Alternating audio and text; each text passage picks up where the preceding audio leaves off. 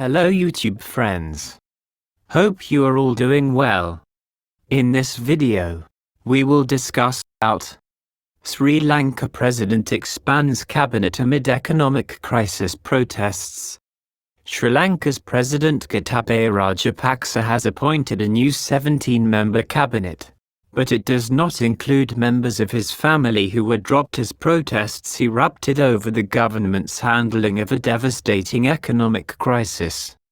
The president's elder brother, Mahinda Rajapaksa, however, remains the prime minister.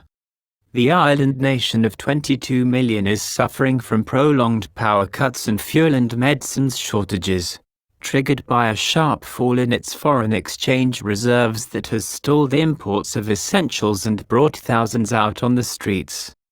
Rajapaksa's government is set to begin talks with the International Monetary Fund, IMF, on Monday for a loan program, and analysts have flagged political instability as a risk in Sri Lanka finding a way out of financial turmoil.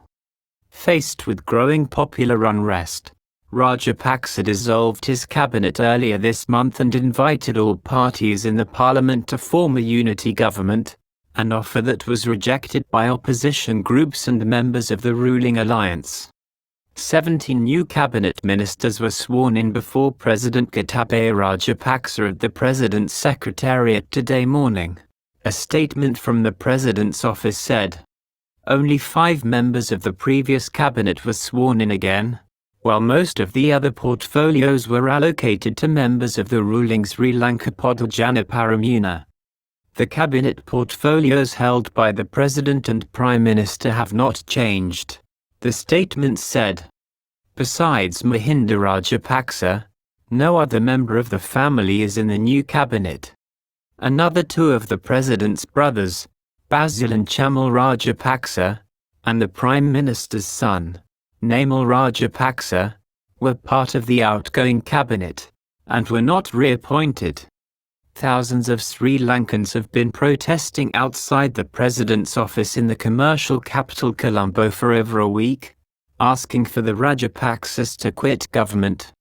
Economic mismanagement by successive governments weakened Sri Lanka's public finances, but the situation was exacerbated by deep tax cuts enacted by the Rajapaksa administration soon after it took office in 2019. Key sectors of the economy, particularly tourism, were then battered by the COVID-19 pandemic, and the government dragged its feet on approaching the IMF for help.